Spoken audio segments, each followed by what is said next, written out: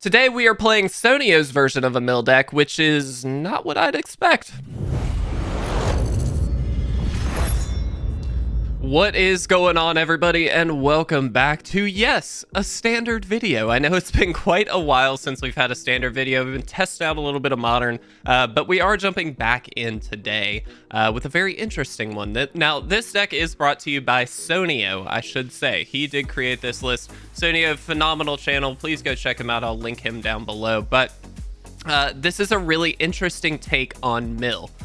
You'll notice it has a lot of the normal kind of culprits: Maddening Cacophony, the Ruin Crab, Tasha's Hideous Laughter, all things that we are expecting to play to hopefully mill the opponent out relatively quickly. However, what this deck does quite well is actually play the control game at a reasonable pace, we'll say. And to do that, we've got a number of different cards. So in terms of sweepers, we do have Doomskar and a single Farewell, both of which are really powerful options. It's great to have at least two things here as well, just in case you find yourself up against a test of talents, something along those lines. Having a second option is always good. Behold the Multiverse, gonna allow us to draw some cards. Inscription of Insight gives us some flexible interaction as well as just some draw if we'd like it. The Wandering Emperor, one of the best planeswalkers right now in my opinion. Just being able to flash this out at any time and then immediately utilize its ability is quite good. Celestus gonna give us a little bit of ramp to get us up to some of these bigger spells, which we do have Seagate Restoration and Emeria's Call, both as one-ofs. Now, some interesting stuff, and a card that I'm very curious to actually play with because I never have. This is Codie, the Codex. You can't cast permanent spells, which really doesn't hit a ton in our deck. It does hit a few things though, so we do have to be very careful with that. So we can't play Ruin Crab, can't play Celestus, and can't play Wandering Emperor if we've got Codie out. So just keep that in mind. But you can pay for, tap it, and add Wooburg to your mana pool, and then essentially the next instant or sorcery spell you cast, you get to exile the top few cards of your deck until you get to an instant or sorcery with a lesser mana value, and then play that one for free. The exiled cards go on the bottom. It's sort of like Cascade. It's sort of just giving Cascade to something, which is really sick, but very odd. And so we're going to be very careful in the way we tap our mana because we are going to have to be. But it's going to be a really interesting time. We've got quite a lot of tech in the land slot as well to help us get where we need to go. I'm very interested in this because I love mill. This is a great new take on mill. Haven't tested it at all, and this is actually the first standard gameplay I've played in like 2 weeks just because I've been gone so much. So this is really going to be a great way to jump back in and hopefully have some fun. I do want to remind you before we jump into the game or the games, please make sure you subscribe to the channel. It would really mean a lot to me. Not only are we kind of trying some new things here shortly, but on top of that, we do have a giveaway going on right now for Streets of New Capenna. Gotten a lot of great new preview cards. Please, please, please subscribe to the channel. Get yourself a free draft booster box of the set. That's right, a full draft booster box. It's going to be awesome. So, guys, let's jump into the games. Let's see if we can figure this deck out. All right, guys, here we are for game number 1. And yeah, this is a really easy keep, actually. We've got a great turn 1 Ruin Crab. Turn 2, we can go ahead and foretell a Doomskar if we need to, or just Maddening Cacophony, honestly. Let's make sure we play in the correct order here. Again, guys, it has been a while since I've played Magic, so we're gonna be slowly getting back into things. It may take us a little while, but we'll do the best we can. Okay, that definitely makes me like really want to suspend that Doomskar. This is going to be a very interesting deck to find ourselves against. Hopefully they can't flip this thing too quickly, or if they can, we maybe can just get them next turn. We'll see. There's Codie. Okay, interesting. All right, let's do this. We're gonna mill a few more cards. Some good mills too. Wow, that's really good. Part of me just wants to foretell the next Doomskar just to kind of prolong the inevitable here. And I think I will do that. I think the way we lose this game is 100% just they get rid of resources in hand and we have nothing left to deal with the board. And so I'd much rather kind of spend some time doing that. Looks like they're not even going to be able to flip this turn too, which is really good. So next turn, we'll probably just Maddening Cacophony. Okay, so they're gonna get Codie here. That's awesome. Codie is a very fun card, but I don't think they're the kind of deck that wants to play Codie. So maybe I'm wrong. I don't know. Seagate Restoration. That's not bad. All right, so we definitely just mill a few more cards. We're getting quite a ways into this. I think what we'll do is just Maddening Cacophony for 8 here. We're gonna lose this Seagate Restoration most likely if they flip this, but the reality is it's kind of okay. Yeah, we're getting a lot into their graveyard. So what I'm kind of trying to set up is a turn where we probably are going to end up blocking like a Valky or something like that with the Ruin Crab, and then just Doomscarring the following turn. That hopefully invests them a little bit more as well. I kind of want them to invest in the curtains and play something like this where we just get to kill it. So this is actually pretty much perfect. Worth noting, though, we do need to draw some extra action here. We're so far not really doing that, so that's certainly a problem, but we'll do the best we can. I will go ahead and block here because the plan is going to be to Doomskar, so like even if they had a way to kill this, which they might still, I don't really care. Okay. Yeah, so I think we can just kind of empty our hand here. Let's go ahead and Doomskar. We know we're doing this turn, so let's go ahead and sweep. Gets everything off the board. We get our Codie back as well. I'm gonna pay the 3. I know that's a lot, but this is a discard deck, so keeping in mind that we really don't want to lose out on a lot of things here. So, all right, well, they definitely get us with an Invoke Despair. That's very, very good. Inscription, huh? I mean, I think it's just Codie, right? So what we can do is then use Codie to play the Inscription, and then that will transfer into something else. We also just have Behold the Multiverse up, by the way, which we'll probably use this turn. So they do have red mana. I was kind of curious because they haven't really been doing very much. Let's go ahead and do this now. Don't think we want that, but I will take the Tasha's Laughter. We do need some lands here too. Okay, Emeria's Call is a land. So we do lose, again, quite a bit of life, but we'll see what happens. How many cards do they have left? 25, huh? Yeah, I'm gonna just do this. I think this is the best way for us to win. So we got him down a good ways there. That's helpful. Yeah, I think we could have probably played out the Emeria's Call side of the land, but if we draw an extra land, I feel like we'd want that. You know what I mean? Like, I didn't want to just run that out there. Sure. They're really pinging us to death. Like, what they should do, I feel like, is just attack with stuff and we just die, but that's fine. We do need to leave this up if we can. Return up to 2 target creatures to their owner's hand. That allows us to bounce a few things, so we'll see how it goes. I'm not overly optimistic, but you know, we're kind of doing the thing. Wandering Emperor, huh? That's interesting. So we can 3, but then we have to shoot ourselves for 3 just to leave up something. But I still think that's potentially better, weirdly. What could they do? Invoke Despair would definitely just kill us, but it's gonna kill us anyway, right? So, and we haven't seen any other, like, burn, which is really helpful. Okay. This is really gonna hurt, but I do think it's the right call.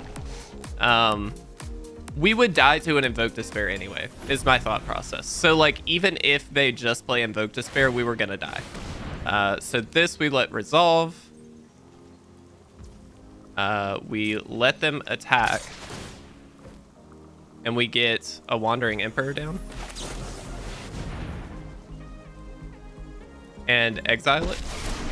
So we didn't actually have to Inscription, which is kind of nice because that does give us another out later on. And we gain a couple life in this process, which seems kind of negligible, but like any amount of life gain is probably relevant here. Okay. Yeah. Maddening Cacophony, huh? Close. So close. All right, so what can we do? We can't really do that. We can Maddening Cacophony plus like minus on this. So I do think we kind of have to minus on this just to give ourselves something. Let's do this. Just get rid of some more stuff. Put them on that clock. And then I think we just pass. So we do have Inscription, which can bounce 2 things. So crucially, if they activate one of these guys, we bounce it plus the Blood Tithe Harvester, unless they just go ahead and kill the token, which is like fine. It's not great, but we got this. Maybe. Probably not. Again, we're super dead to Invoke Despair. Yeah. Okay, well, that's really good. So we lose a life down to 3. Yeah. They don't have enough to activate this turn, which is actually pretty important. The question becomes, do we... Okay, so the question becomes, do we Inscription of Insight just to see if we can hit like a mill spell? Ooh, that's sketchy. That's really sketchy. They drew a card. Wow. Oh, it didn't even allow us to. That's weird. All right, so we have to survive a turn. Did we get all Invoke Despairs out of there? I have no idea. I'm not gonna count it. We'll just figure it out. Opponent being a little silly about. All right, let's pass. Yeah, discard cards and draw that many. Please. Wow, they killed themselves. What? Why did they do that? That's amazing. They could have probably, I don't know if they could have won. Yeah, they could have probably won. That was stupid. All right. Hey, we got to win. Let's move on. All right, guys, here we are for game number 2. This is an interesting hand, but I think we can try it, right? It's not great, but we do get the Celestus down, which can help set us up, of course, for future turns. And then we actually have Codie, which we can use to theoretically play some stuff we draw. Laughter, huh? Laughter's not bad. Since we don't have a turn 1 play, we can go ahead and get the dual land down. That just smooths things out. Like if we draw a Doomskar, which we would vastly want, I assume, given we're up against a layer of the Hydra. Does make me think mono green or some creature style deck. It could be a lot of things, but that's certainly a worry. Definitely, I think just firing off the Maddening Cacophony next turn. Okay, so it is the Kami deck, which is super fun to play against, he says sarcastically. Let's go ahead and do this. This isn't, I mean, it's fine against this deck, but Mill in general is a little rough. Tasha's Laughter is way better because it exiles. So this, with these Runeforged champions, they can actually bring back a lot of stuff, although we milled 2 of them, which is pretty funny, and a Showdown and a Generous Visitor. So I'm kind of happy with that. That's good. They're gonna start pushing through quite a bit of damage. So again, Doomskar is like the #1 draw for us if we can get it. Okay, we didn't. I think we just go for the Laughter. I think we just have to try and outpace as best we can and get rid of like as much as we can. So there's all of the Runeforged champions are gone. That is super good.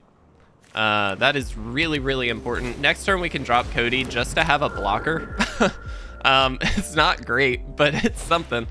And truthfully, yeah, I mean, we can just like bounce some stuff and with the Soaring City here and maybe even get a little bit lucky. Oh, I mean, that's super good. We don't have a guaranteed land next turn. So what's the best play? Oh, we do with Seagate Restoration. That doesn't seem ideal, does it? Each legendary creature. So this is going to cost 4, so we'd have to channel this out to bounce this.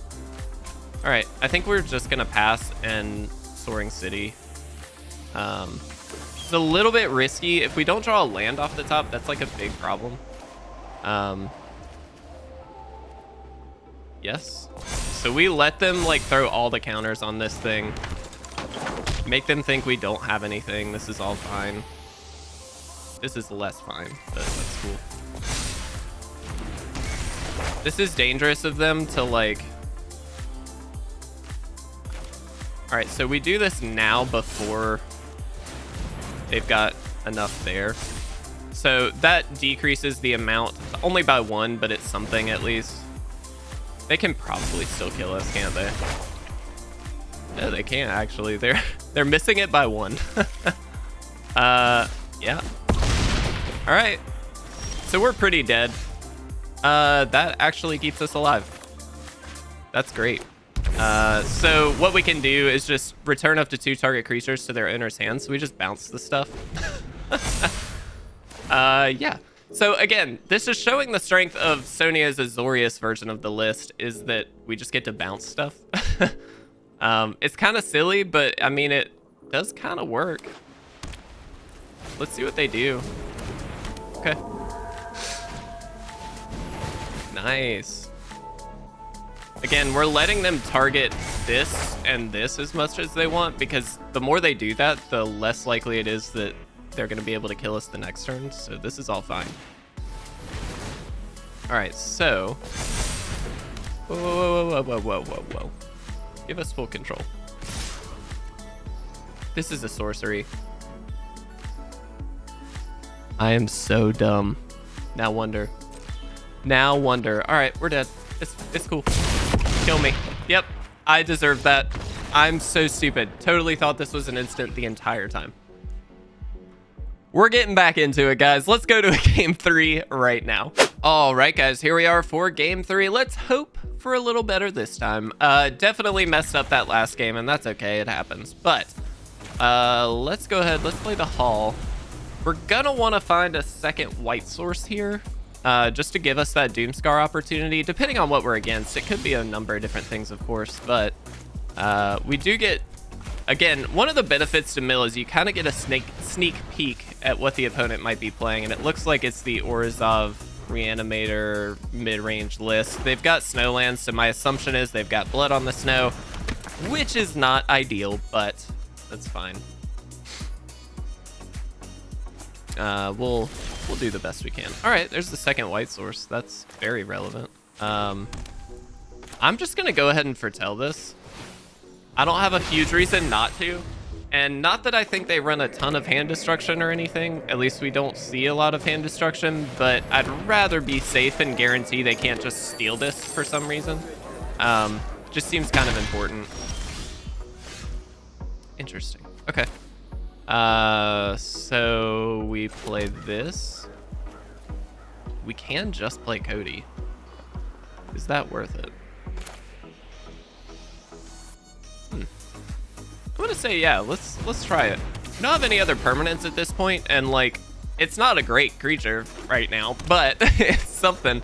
It really doesn't do anything for us at the moment, which is kind of silly, but this is great. So if we need to, we can just Doomskar and kind of get rid of some stuff here, but we do get to block a couple points of damage. That's cool.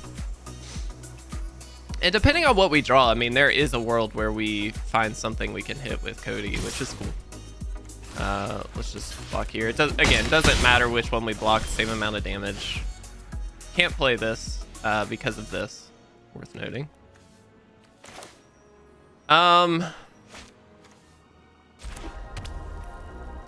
So we can Farewell. That does exile everything, but I think we definitely want to save that because they do have Planeswalkers and they have multiple different things in the deck. I'm expecting like Meat Hook Massacres and whatnot. Yeah, I should attack first. That's technically the right play, but I'm just gonna go ahead and Doomskar. We've got Farewell as backup now. We also have the Celestus now, which does help us get to the Emeria's Call, which is very relevant. That's a pretty big threat, especially against this deck, so we'll see. We don't have a lot going for us at the moment, though, to be honest, so we'll see what we can do. Nice. 1, 2. So that's our white source. I think we play it and just do this. Yeah, that's cool. We'll just wait. I'm not in a rush. They've got a 1/1. Not super worried about that. They also can't transform that 1/1 anytime soon, so that's very relevant. Yeah, I'm into this. We're handling this okay. We haven't seen a big play from them yet, and Blood on the Snow truthfully isn't very good against us because we don't really run that many creatures. Emeria's Call would certainly bait it out, I would imagine, and I kind of don't want them to do it because they've got plenty of good stuff that they could bring back, including Loth or Kaya, and I don't love that. So, we'll see what happens. This does not hit Planeswalkers. It does target graveyards, though, which is very good. I guess we'll draw. Yeah, and we can just ditch a land. That's fine. Nice. So the question becomes, do we just, like, go ahead and knock their graveyard out now? Including this creature.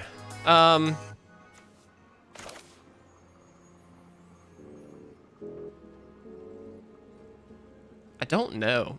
I feel like probably not, honestly. We could activate the Hall and just get an attack in. Don't love that either. I think we just wait with Wandering Emperor up. Wandering Emperor is just really good, and they didn't do much of anything last turn, so like I'm feeling okay about this. We'll see though. Nice that this exiles the tapped creature, by the way. That's pretty relevant. Cool. So we'll just go ahead and do this. It's kind of a silly target, but it does gain us a couple life, so I'm super into that. And it just kind of blanks their turn. Apparently they've just got nothing. I'll just go ahead and plus up submitting 0. That's fine. I kind of want to just exile their graveyard first. Is that bad though? Probably.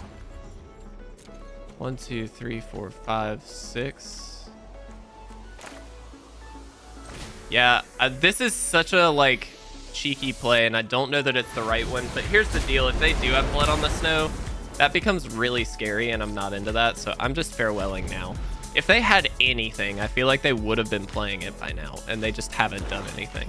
So now, if they do Blood on the Snow, at least they don't get anything on the crackback. So now we can Emeria's Call fairly safely. So we do this first, and we do this. Now this has Indestructible. So even if they Blood on the Snow, we still keep the 2/2, which is great. Unless they exile, they could Farewell. That would be the only thing they might have. All right, there's Blood on the Snow. So this is why we kept the 2/2, and this is why we exiled the graveyard. Perfect. I'm so happy that worked out that way. That was about as good as we could have imagined. Ruin Crab is interesting. But I kind of think we're off of the Ruin Crab plan. Although we do have some options there. Let's do this though first. This represents a 2-turn clock. So I feel like this is kind of the way to go. We can play a Ruin Crab, but I actually think we wait.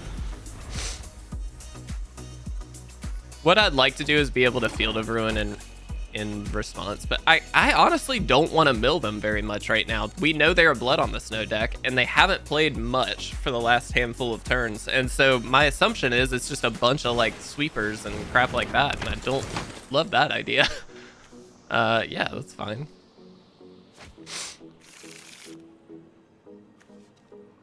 Like, I don't want to help set them up, and I think Ruin Crab kind of does that. Seagate Restoration's pretty good.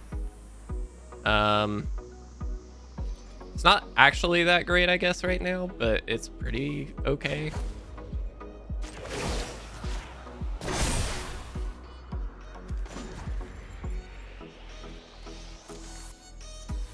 I mean, I think we go for the lethal play.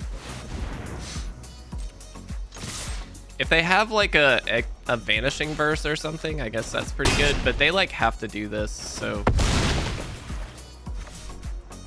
Yeah, and I'm just gonna hold up the Seagate later on. We don't need the extra land at this point, so I'm kind of cool with this. Yeah, that's relevant-ish. Very good. This is a cool game. This is a really cool game. I'm so happy we exiled their graveyard. That was so relevant, and that was super speculative, but it worked out great.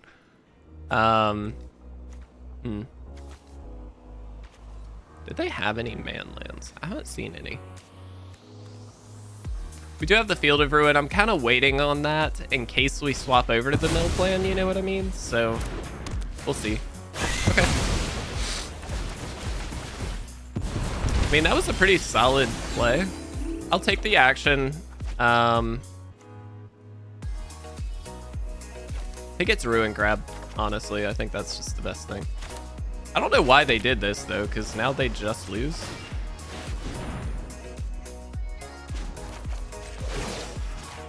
I mean, I guess we just do this, right? I don't know why they... Yeah. We did it!